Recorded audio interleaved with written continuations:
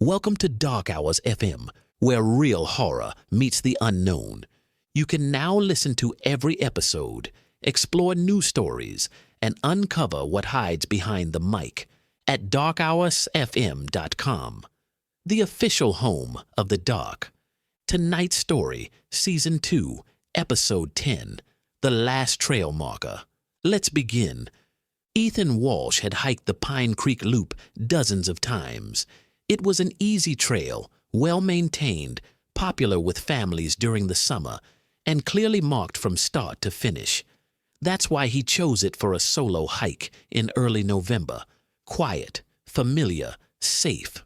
The park ranger even told him the same thing when he signed the logbook that morning. "Just follow the markers," she said. "They'll lead you right back." The first mile was exactly as Ethan remembered.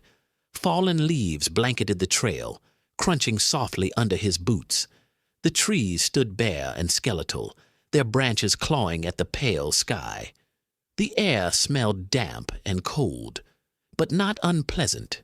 He passed the first wooden trail marker nailed to a tree, PCL01, faded but legible. He nodded to himself and kept going. By the third marker, something felt off. The forest was quieter than it should have been. No birds, no wind.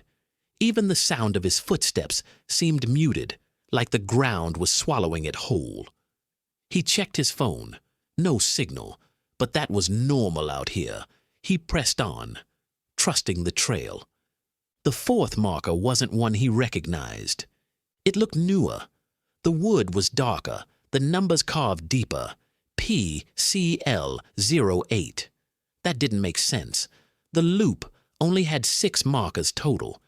Ethan assumed it was part of a new reroute and continued, though a faint unease had begun to crawl up his spine. The trail narrowed after that. The trees grew closer together, branches brushing his jacket as he passed. The next marker read PCL09. The one after that, PCL10. Each marker looked freshly carved, the wood still rough, the nails barely rusted. Ethan slowed his pace. His breathing felt louder now, too loud in the stillness. He stopped when he reached PCL11. The trail ahead dipped sharply into a darker section of forest he had never seen before. The air there felt heavier, colder, and carried a faint smell of wet earth and decay. Ethan turned around to head back and froze. Behind him stood another marker, nailed to a tree that hadn't been there moments before.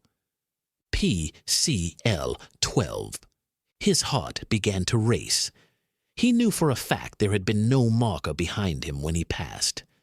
He took a step backward, then another, eyes locked on the sign. The forest seemed to shift subtly, trees leaning inward, the path behind him no longer matching the way he'd come. Panic crept in slowly, like cold water rising. Ethan jogged forward, choosing the known direction over the unknown behind him. Marker PCL-13 appeared just ahead, then PCL-14, each one closer together than the last. His legs burned.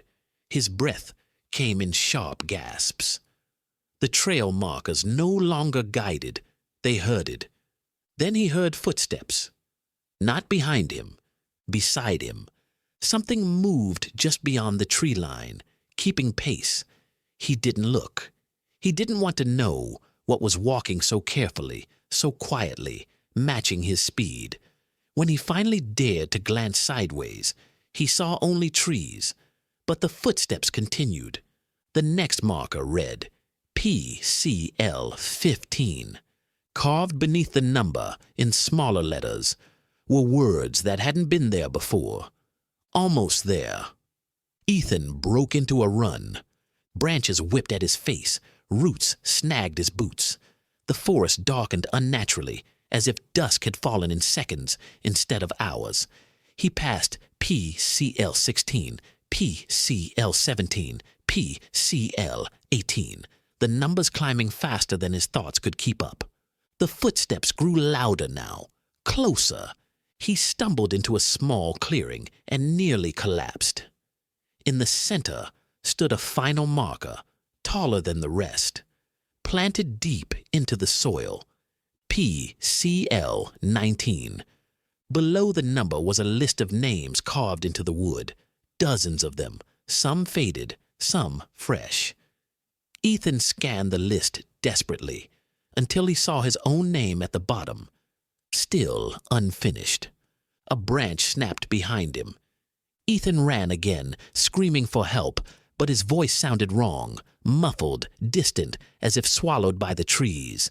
His phone vibrated in his pocket. No signal bars, just one notification. Trail completed.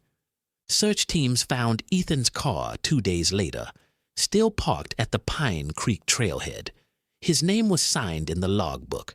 His phone was discovered at the base of an unmarked tree deep in the forest, cracked and mud-covered.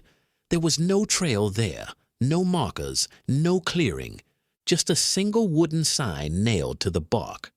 PCL 20. Rangers quietly removed the Pine Creek Loop from park maps the following spring. They say the markers rot faster than they can replace them, but hikers still report finding fresh signs nailed to trees, leading deeper into the forest, always numbered higher than the last. Thanks for joining us in the dark.